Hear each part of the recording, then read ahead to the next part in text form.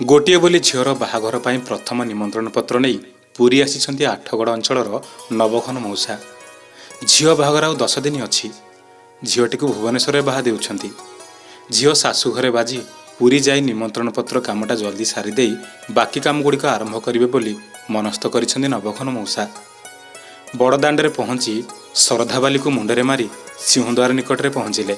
आउ पतित पावन को दर्शन करी मंदिर भितर को जाई जगन्नाथ को दर्शन कले। दर्शन सरिबा परे निमंत्रण पत्र देवा कार्यक्रमटा भी सरिला। फेरला बेले आनंद बजारू महाप्रसाद कणिकाई पाई बाहर को आसिले। पर मंदिर पाखरे किछि चूड़ी और सिंदूर किणी ब्यागर रखी पुणी सिंहद्वार सामना को आसी पतित पावन को चाहि कहिले, शांते बड़ कष्टरे बाहा करुछि। झील बाहाघर को जेमिति हेले आसिबे, मो घरे पाद पकाइबे, मो झीवर बेदी मूल छिड़ा होई मो झील जुआई को आशीर्वाद करिवे। एकुटिया लोकटा मु सबु दायित्व नेउछि। हाथ में समय भी बहुत कम। किछि अभिगुण पाइबेनी। मोर दोषादोष भूली मो दुआरे पाद रखिबे मणिमा। नवघन मौसा बंधु संकुलाइला भली निमंत्रण देई पुरीरु फेरिले। 10 दिन पर आसिला झीवर बाहाघर दिन। सकाळु कामरे लागि पड़िछन्ती नवघन मौसा। दिन जाक फुर्सत नाही। घरे बंधु फुल आउ बाहरे भोजी रोसई।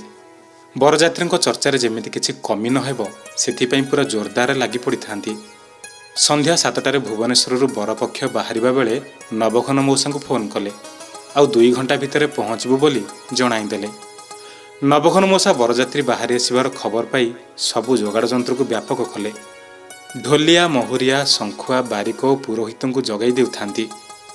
एपटे घरर महिला मानक मध्य प्रस्तुत रहिबाकु कहि देइथांती। सबु काम को पछरे पकाई केमिति जुआई और बरजात्री चर्चा को प्राथमिकता दियाजिबो से पर गोटी गोटी करी नजर रखि थांती नवघन मौसा। राति 10टा बेलू पुअर संपर्क गाड़ी आसी गाँ पाख मंदिर निकट में लगिला। सांगरे बरजात्री गाड़ी मध्य आसी सारिलाणी। बैंड बाजा दल समस्ते प्रस्तुत होई बरगाड़ी को अपेक्षा करिथांती। जेहेतु भुवनेश्वर बरगाड़ी छाड़बार विलंब होइथिला तेणु बरगाड़ी पछरे आसुथिला। कटक पारी हुई आठगड़ जावा रास्तार एक बड़ जंगल रास्ता पड़ा। हठात गाड़ीटर स्टार्ट बंद हो गला। रास्तार अटकी गला। सेतेबेलू राति 11टा बाजिबाकू बसिलाणी। बरगाड़ी थिबा बरर मामू और बर घरर कुलपुरोहित ड्राइवर को पचारिले, कौन हैला भाई, गाड़ी कौन अटकी गला? ड्राइवर देखुची कही बाहर को बाहरी गाड़ी बनेट खोली चेक कले। हेले गाड़ी हठात कौन हैला किछि जानि पारिले नाही। इंजिन बहुत जगह चेक कले हेले किछि भी डिफेक्ट बाहरलानी। निछाटिया रास्ता सांगू शीत राति। से रास्तार लोक चलप्रचल भी कमिलानी। ड्राइवर पुनर्बार गाड़ी को फेरी बरपक्ष को कहले, गाड़ी इंजिन बोधे किछि असुविधा अछि तेणु गाड़ी स्टार्ट हेउ नाही। एबे कन्या पक्ष को फोन करंतु, सेमाने जहा बंदोबस्त करिवे। बरपक्षर मामू कहले, अरे नुआ बंधुटा तांको आमर साहाय्य पई केमिति बाध्य करिबा। बरम आम लोकं काहाकू कह, सेमाने केही जणे आउ गोटे गाड़ी पठाइबे जो थे आम झील घरे पहुँची पारिबा। ए समय बर कहले, आमे जदि समस्या विषय न जणाइबा तेबे झील घर लोक जानिबे केमिति, तेणु आउ किछि उपाय नाही, तांको परिवार लोकंकु जणाइबाकू पड़िबो। सेया ही कले। बरर मामू कन्यार बापा नवघन मौसा को फोन करी कहले, समुदी रास्तार आम गाड़ीटा खराब हो गला, तेणु चेष्टा करुछु तुरंत मरामती करी जिबा पई। आपण अधैर्य हेबेनी, आमे किछि गोटे व्यवस्था करुछु। सेपटे नवघन मौसा कहले, आज्ञा किछि जदि असुविधा होउछि तेबे कुहंतु, मोर चिन्हा जनकर गाड़ी अछि, एठारु पठेइदेबी। सेपटे पुअर मामू कहले, ना ना समुदी आपण हैरान हुअंतुनी, प्रभु जगन्नाथଙ୍କ कृपारू सबकिछि ठीक होइजिबो, से निश्चय किछि गोटे रास्ता काढ़िबे। एतिकी शुणी सारिबा परे नवघन मौसा भी व्यस्त होई पड़ुथांती। जंगल रास्ता, तापरे भी हाथीर डर, सबकिछि भाबी टिके हड़बड़े जाउथांती। मने मने प्रभु जगन्नाथଙ୍କୁ स्मरण करी कहले, हे कला शांते सेमानଙ୍କୁ विपदुर रक्षा कर, भलरे भलरे बाहा मंडप जाए नहीं आस। एपटे कार इंजिन को पुणी तन तन करी चेक करुथांती ड्राइवर। गाड़ी बाहर अपेक्षा करिथांती बरर मामू। हठात नजर पड़ा कार पछपटु आसुथिबा गोटे बाइक लाइट उपरे। बरर मामू चिंता करुथांती, एही लोक को हाथ देखाई कहिबी रहिबाकू। से जदि आमको साहाय्य करिवो तेबे आमे आग छकरू को मेकानिक को डाकी नहीं आसिबू।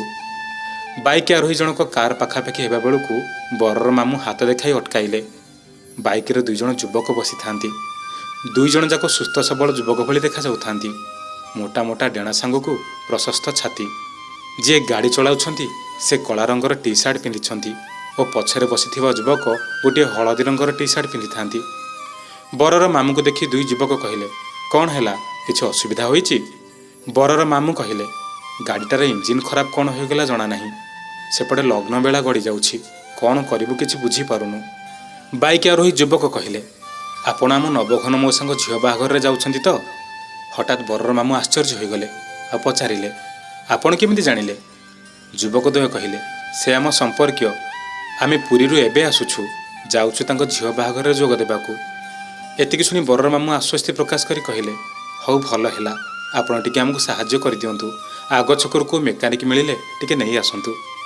ବାଇକ୍ ଆରୋହୀ ଯୁବକ କହିଲେ, ଓଃ ଏହି କଥା, ଆପଣ ଜମା ବ୍ୟସ୍ତ ହୁଅନ୍ତୁନି। ମୁଁ ଜଣେ ଗ୍ୟାରେଜ ମେକାନିକ୍। ପୁରୀରେ ଗୋଟିଏ ଗ୍ୟାରେଜ ଅଛି ମୋର। ଚାଲନ୍ତୁ ଦେଖିବା ଗାଡ଼ି କ'ଣ ହୋଇଛି। ବରର ମାମୁଁ ଲକ୍ଷ୍ୟ କରୁଥାନ୍ତି, ଡ୍ରାଇଭର ଇଞ୍ଜିନରୁ ଯେଉଁ ସବୁ ପାର୍ଟସ୍ ଗୁଡ଼ିକ ଯାଞ୍ଚ କରୁଥିଲେ ସେସବୁ ପାର୍ଟସକୁ ଏହି ଯୁବକ ଜଣକ ଖାଲି ଖୋଲିକି ପୁଣି ଲଗାଇ ଦେଉଥାନ୍ତି। ଶେଷରେ ବ୍ୟାଟେରୀର ପଏଣ୍ଟରୁ କାର୍ବନ ଛଡ଼ାଇ ପୁଣି ଲଗାଇ ଦେଲେ ଆଉ ଡ୍ରାଇଭରକୁ ଇସାରା ଦେଲେ, କହିଲେ, ଗାଡ଼ି ଷ୍ଟାର୍ଟ କର, ଏଥର ଷ୍ଟାର୍ଟ ହେବ। ଡ୍ରାଇଭର ମଧ୍ୟ ଗାଡ଼ିରେ ଚାବି ମୋଡ଼ି ଷ୍ଟାର୍ଟ କରିବା କ୍ଷଣି ଗାଡ଼ି ଷ୍ଟାର୍ଟ ହୋଇଗଲା। ବରର ମାମୁଁ ଭାବୁଥାନ୍ତି, ଡ୍ରାଇଭର ତ ସେଇ କାମ କରୁଥିଲା, କିନ୍ତୁ ହେଲା ନାହିଁ। ହେଲେ ଯୁବକ ଆସି ହାତ ମାରୁ ମାରୁ ଗାଡ଼ି କେମିତି ଷ୍ଟାର୍ଟ ହେଲା? ସେପଟେ କାମ ସାରି ଯୁବକ ଜଣକ ବରର ମାମୁଁକୁ କହିଲେ, ଆପଣଙ୍କ ଗାଡ଼ି ଏବେ ଠିକ୍ ହୋଇଗଲା, ଆପଣ ଝିଅ ଘରେ ପହଞ୍ଚନ୍ତୁ, ଆମେ ଦୁଇ ଜଣ ଟିକେ ଆଗ ଛକରୁ କିଛି ଉପହାର ନେଇ ପହଞ୍ଚୁଛୁ। ଆଉ ହଁ, ନବଘନ ମଉସା କହିଥିଲେ ଜଗନ୍ନାଥଙ୍କର ଶ୍ରୀଅଙ୍ଗ ତୁଳସୀ ଆଉ ଛଡ଼ା ଫୁଲ କିଛି ନେଇ ଆସିବା ପାଇଁ। ଆମେ ନେଇ ଆସିଛୁ, ଆପଣ ଟିକେ ତାଙ୍କୁ ଦେଇଦେବେ। ଆମର ପହଞ୍ଚିବା ବେଳକୁ ବିଳମ୍ବ ହୋଇଯିବ। ନବଘନ ମଉସା ଠାକୁରଙ୍କ ଏହି ସାମଗ୍ରୀ କାଳେ ବିବାହ କାର୍ଯ୍ୟରେ ଲଗାଇବେ, ତେଣୁ ଆପଣ ଏହାକୁ ଗାଡ଼ିରେ ନେଇଯାଆନ୍ତୁ। ବରର ମାମୁଁ କହିଲେ, ଯଦି ସମୁଦି ଆପଣଙ୍କ ପରିଚୟ ମାଗିବେ ମୁଁ କ'ଣ କହିବି? ଯୁବକ ଜଣକ କହିଲେ, କହିଦେବ ପୁରୀରୁ କାଳିଆ ପଠାଇଛି, ଯାହାର ଗ୍ୟାରେଜ ଅଛି ଆଉ ଯାହାକୁ ନିମନ୍ତ୍ରଣ କାର୍ଡ଼ ଦେଇ ଆସିଥିଲେ। ଏତିକି ଶୁଣି ବରର ମାମୁଁ ଓ ସେ ଫୁଲ ଓ ତୁଳସୀ ଥିବା ମୁଣିକୁ ଧରି ଗାଡ଼ିରେ ବସିଲେ ଆଉ ଯୁବକ ଦୁଇ ଜଣଙ୍କୁ ବିଦାୟ ଦେଇ ସିଧା ଆସି କନ୍ୟା ପକ୍ଷର ଗାଁରେ ପହଞ୍ଚିଲେ। କନ୍ୟା ଘରେ ପହଞ୍ଚି ବରର ମାମୁଁ ଗୋଟି ଗୋଟି କରି ସବୁ କଥା ନବଘନ ମଉସାଙ୍କୁ ଜଣାଇଲେ ଆଉ କହିଲେ, ଆପଣଙ୍କ ପୁରୀର ସମ୍ପର୍କୀୟ ଯଦି ନଥାନ୍ତେ ତେବେ କ'ଣ ଯେ ହୋଇଥାନ୍ତା ଆମର କିଛି କହି ହେବନି। ନିଅ ଏବେ ଫୁଲ ତୁଳସୀ ଥିବା ମୁଣାକୁ, ସେ ପଛରେ ଆସୁଛନ୍ତି। ତୁମେ କାଳେ ବାହାଘରରେ ଏସବୁ ଲଗାଇବ, ତେଣୁ ସେ ଆଗୁଆ ପଠାଇ ଦେଇଛନ୍ତି। ନବଘନ ମଉସା ସବୁ କଥା ଶୁଣି ଆଁ କରି ଛିଡ଼ା ହୋଇଥାନ୍ତି। ଗୋଟିଏ ଗୋଟିଏ କଥା ତାଙ୍କ ହୃଦସ୍ପନ୍ଦନ ବଢ଼ାଇ ଦେଉଥାଏ। କ'ଣ ସବୁ ଶୁଣୁଛନ୍ତି କିଛି ବିଶ୍ୱାସ କରିପାରୁନଥାନ୍ତି। ମୁଣା ଖୋଲି ଦେଖନ୍ତି ସେଥିରେ ମହାପ୍ରଭୁଙ୍କ ଛଡ଼ା ତୁଳସୀ ଆଉ କିଛି ସୁବାସିତ ଫୁଲ ଅଛି, ଯାହାକୁ ଖୋଲୁ ଖୋଲୁ ମହମହ ବାସ୍ନାରେ ନବଘନ ମଉସା ତୃପ୍ତ ହୋଇଯାଉଥିଲେ। ବରର ମାମୁଁକୁ ପଚାରିଲେ, ଆପଣଙ୍କୁ କ'ଣ ସତରେ ଏ ଫୁଲ ସବୁ ଦେଇଛନ୍ତି ସେମାନେ? ବରର ମାମୁଁ କହିଲେ, ଆପଣଙ୍କ ବନ୍ଧୁ ପରା କ'ଣ ସେ? ଆପଣ କ'ଣ ଚିହ୍ନି ପାରୁନାହାନ୍ତି କି? ନବଘନ ମଉସା କିଛି ଉତ୍ତର ନ ଦେଇ ଫୁଲ ସବୁ ଧରି ଦୌଡ଼ିଲେ ଠାକୁର ଘରକୁ। ସେଠି ପୂଜା ପାଉଥିବା ଚତୁର୍ଦ୍ଧାମୂର୍ତ୍ତିଙ୍କ ଆଗରେ ଲମ୍ବ ହୋଇ ପଡ଼ି କହିଲେ, ମୁଁ ଧନ୍ୟ ହୋଇଗଲି ମଣିମା, ମୁଁ ଧନ୍ୟ ହୋଇଗଲି। ମୋ ଘରକୁ ଆସିବ ବୋଲି କହିବାରୁ ମୋ ଡାକ ଶୁଣି ସତରେ ଚାଲି ଆସିଲ ମହାବାହୁ। ମୋ ଭଳି ଅକିଞ୍ଚନ ଉପରେ କୃପାଜଳ ଢାଳିଦେଲେ କଳା ସାନ୍ତ। ମୋ ଜୀବନ ଧନ୍ୟ ହୋଇଗଲା ତୁମ ଶ୍ରୀଅଙ୍ଗ ତୁଳସୀ ପାଇ। ପରିବାର ଲୋକ ବରର ମାମୁଁ ନବଘନ ମଉସାଙ୍କୁ ଏମିତି କାନ୍ଦ ଦେଖି କ'ଣ ହୋଇଛି ବୋଲି ପଚାରିଲେ। ନବଘନ ମଉସା ବରଙ୍କ ମାମୁଁଙ୍କୁ ଧରି କହିଲେ, ସମୁଦି ତୁମେ ଧନ୍ୟ ହୋଇଗଲ। ସେ ଯୁବକ ଆଉ କେହି ନୁହେଁ, ସେ ଦୁଇ ଜଣ ହେଉଛନ୍ତି ଜଗାବଳିଆ ଦୁଇ ଭାଇ। ସମୁଦି, ମୋର ପୁରୀରେ କେହି ବନ୍ଧୁ ନାହାନ୍ତି।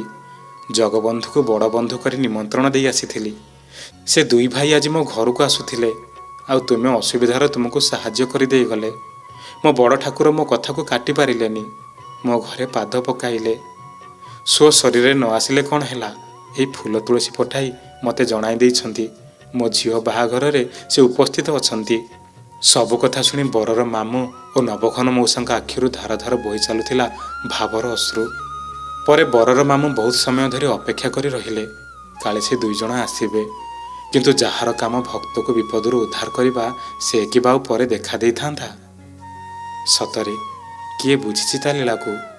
ଏମିତି କେଉଁ ରୂପରେ କେମିତି ଆସି ସାହାଯ୍ୟ କରିଦେଉଛି ତାହା ତାକୁ ଜଣା। ଛୋଟ ଘଟଣାଟିଏ ଆଠଗଡ଼ରୁ ଜଣେ ଶ୍ରଦ୍ଧାଳୁ ପଠାଇଛନ୍ତି।